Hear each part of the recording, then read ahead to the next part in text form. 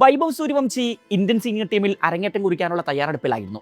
നെറ്റ്സിൽ ആ 15-കാരൻ പരിശീലനത്തിനായി ഇറങ്ങുമ്പോൾ സഞ്ജു സാംസൺ അവനെ ചേർത്ത് പിടിച്ച് എന്തൊക്കെയോ പറയുന്നുണ്ടായിരുന്നു. സോഷ്യൽ മീഡിയയിൽ ആ ദൃശ്യങ്ങൾ വ്യാപകമായി ഷെയർ ചെയ്യപ്പെട്ടു. ഇംഗ്ലണ്ടിനെതിരായ 2ാം T20ക്കായുള്ള ഇന്ത്യൻ 11 പ്രഖ്യാപിച്ചു. Vaibhav in, Sanju out. ഞെട്ടലുണ്ടോ? എന്തിൽ? ഇടക്കിടക്ക് ഇങ്ങനെ ഞെട്ടേണ്ട കാര്യമൊന്നുമില്ല. ഇന്ത്യൻ ക്രിക്കറ്റിൽ ഇതൊരു സ്വാഭാവിക പ്രക്രിയയാണ്. ചിലരുടെ കാര്യത്തിൽ മാത്രം, ക്ഷമിക്കണം, സഞ്ജുവിൻ്റെ കാര്യത്തിൽ മാത്രം. ഗൗതം ഗംഭീർ ഇന്നലെ ഗ്രൗണ്ടിൽ വെച്ച് മലയാളി താരത്തെ എന്തോ ബോധ്യപ്പെടുത്താൻ കിണഞ്ഞു പരിശ്രമിക്കുന്നുണ്ടായിരുന്നു. സഞ്ജു നിരർത്ഥക ഭാവത്തിൽ എല്ലാം കേട്ടുനിന്നു. അയാളുടെ കരിയറിൽ ഇതിപ്പോൾ ഒരു പുതിയ കാര്യമല്ലാതായി മാറിയിട്ടുണ്ടല്ലോ. സഞ്ജുവിനെ പുറത്തിരുത്തിയാൽ നഷ്ടം അയാൾക്കല്ല, ഇന്ത്യക്കാണ്. ഗൗതം ഗംഭീറിൻ്റെ പഴയ പല കോട്ടുകളും ഓർമ്മകളിലേക്ക് തികട്ടിയെത്തുന്നുണ്ട്.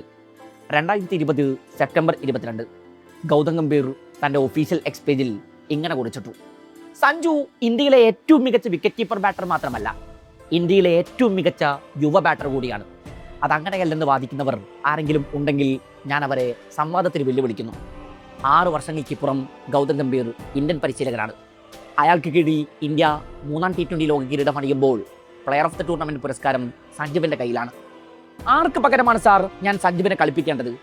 അഭിഷേകിന് പകരമോ അതോ തിലകിന് പകരം? പരിഹാസച്ചിരിയിൽ ചാലിച്ച സൂര്യകുമാർ യാദവിൻ്റെ ആ ചോദ്യം ഓർമ്മയില്ലേ? ഒടുക്കം ലോക ക്രിക്കറ്റിൽ വലിയ മേൽവിലാസങ്ങളൊന്നുമില്ലാത്ത കുഞ്ഞൻ ടീമുകൾ വരെ ഓഫ് സ്പിൻ കണിയൊരുക്കി ഇന്ത്യൻ ടോപ്പ് ഓർഡറിനെ പൊളിച്ച് കയ്യിൽ കൊടുക്കുന്നത് കണ്ടപ്പോൾ ഗത്യന്തരമില്ലാതെ സഞ്ജുവിനെ തിരികെ വിളിക്കേണ്ടി വന്നതാണ്. അയാൾ പിന്നെ ആ ടീമിൻ്റെ സേവിയർ ആകുന്നതാണ് ആരാധകർ കണ്ടത്. ഈഡൻ ഗാർഡൻസിൽ വിൻഡീസിനെതിരെ അയാൾ ഇടിച്ചുകുത്തി പെയ്തു. സെമിയിലും ഫൈനലിലും ക്രൂഷ്യൽ ഇന്നിങ്സുകൾ. വെറും 5 മത്സരങ്ങളിലാണ് കളത്തിലിറങ്ങിയത്. എന്നിട്ടും പ്ലെയർ ഓഫ് ദ ടൂർണമെന്റ് അവാർഡിന് മറ്റവകാശികളെ തേടി പോകേണ്ടി വന്നില്ല ICCക്ക്.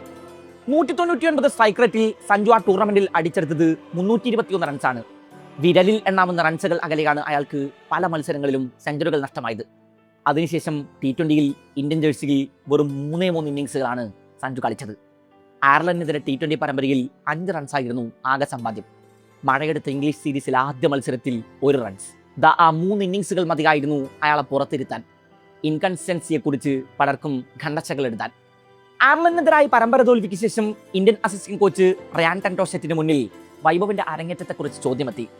ടെൻടോഷെറ്റിന്റെ മറുപടി ഇങ്ങനെയായിരുന്നു: വൈഭവ് അന്താരാഷ്ട്ര വേദിയിൽ അരങ്ങേറ്റം കുറിക്കാൻ പൂർണ്ണ സജ്ജനാണ്.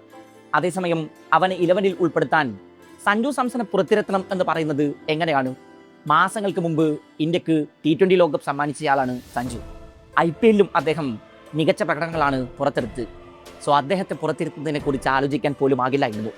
വൈഭവ് കളത്തിലിറങ്ങുന്നത് കാണാനുള്ള കാത്തിരിപ്പിലാണ് എല്ലാവരും എന്നറിയാം. എന്നാൽ മറ്റു കളിക്കാരെ പോലെ തന്നെ നീണ്ട ഈ പ്രോസസ്സുകളിലൂടെയൊക്കെ വൈഭവും കടന്നു പോകണം, കാത്തിരിക്കണം. ഇന്ത്യൻ അസിസ്റ്റന്റ് കോച്ച് പറഞ്ഞു നിർത്തി. ഒരു മത്സരം കൂടി കഴിഞ്ഞപ്പോഴേക്കും T20 ലോകകപ്പും IPLലുമൊക്കെ ടെൻടോഷെറ്റും മേലാളന്മാരുമൊക്കെ മറന്നുപോയ മട്ടാണ്. ഇനി സ്ഥിരതയില്ലായ്മയാണ് സഞ്ജുവിന്റെ പ്രശ്നമെങ്കിൽ ടീമിലെ മറ്റ് താരങ്ങളുടെ പ്രകടനങ്ങൾ നോക്കൂ. ആദ്യ മത്സരത്തിൽ ഇഷാൻ കിഷൻ 1 റൺസാണ് ആകെ എടുത്തത്. 2ാം മത്സരത്തിൽ 12 റൺസ്. ഇംഗ്ലണ്ടിനെതിരെ ആദ്യ മത്സരത്തിൽ സംപൂജ്യനായാണ് കിഷൻ മടങ്ങിയത്. അതേസമയം അയാളെ ഇൻകൺസിസ്റ്റൻസി ചൂണ്ടിക്കാട്ടി ആരും പ്രതിക്കൂട്ടിൽ നിർത്തിയില്ല. ക്യാപ്റ്റൻ ശ്രേയസ് അയ്യർ അയർലൻഡിനെതിരെ ആദ്യ മത്സരത്തിൽ കുറിച്ചത് 3 റൺസാണ്. 2ാം മത്സരത്തിൽ 10 റൺസ്. അഭിഷേക് അയർലൻഡിനെതിരെ 2ാം മത്സരത്തിൽ നേരിട്ട ആദ്യ പന്തിൽ തന്നെ കൂടാരം കയറി.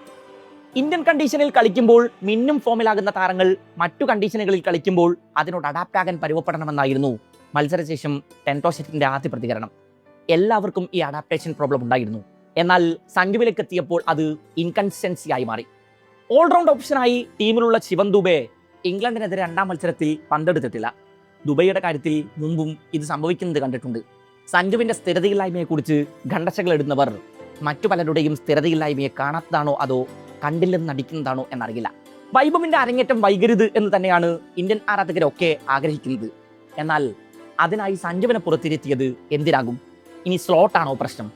അഭിഷേകും വൈഭവും ഓപ്പൺ ചെയ്യുന്ന ഇന്നിങ്സിൽ സഞ്ജുവിനെ വൺ ഡൗൺ ആക്കാം, മറ്റാരെയെങ്കിലും പുറത്തിരുത്താം.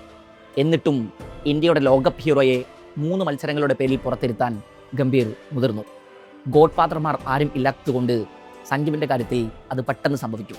സഞ്ജുവിനെ പുറത്തിരുത്തിയ തീരുമാനത്തെ മുൻ താരങ്ങൾ പലരും ചോദ്യം ചെയ്യുന്നുണ്ട്. അമ്പാട്ടി റായുഡു എക്സിൽ കുറിച്ചിട്ടത് ഇങ്ങനെയാണ്: വൈഭവ് അരങ്ങേറ്റം കുറിക്കുന്നത് സന്തോഷം നൽകുന്ന കാര്യമാണ്. എന്നാൽ വെറും 3 മത്സരങ്ങൾക്ക് മുമ്പ് നടന്ന T20 ലോകകപ്പിലെ man of the tournament Sanju ആയിരുന്നു എന്ന കാര്യം ആരും മറന്നു കളയരുത്. T20 ലോകകപ്പിൽ ഇന്ത്യ മുത്തമിട്ടതോടെ സഞ്ജുവിനെ ക്യാപ്റ്റൻസിയിലേക്ക് പരിഗണിക്കണമെന്ന് പറഞ്ഞത് മുൻ ഇന്ത്യൻ കോച്ച് രവിശാസ്ത്രിയാണ്. അതെന്തായാലും നടക്കില്ലെന്ന് ഉറപ്പായിരുന്നു. ഇപ്പോൾ ടീമിലേക്ക് പരിഗണിക്കപ്പെടുമോ എന്നാണ് ചോദ്യം. സഞ്ജുവിൻ്റെ ഇൻകൺസിസ്റ്റൻസിയെക്കുറിച്ച് ഖണ്ഡച്ചകൾ എഴുതാൻ ഈ കമൻറ്റ് ബോക്സിലും ആളുകൾ ഏറെ ഉണ്ടാകും. ഇവിടെ ഇങ്ങനെയൊക്കെയാണ് സാർ.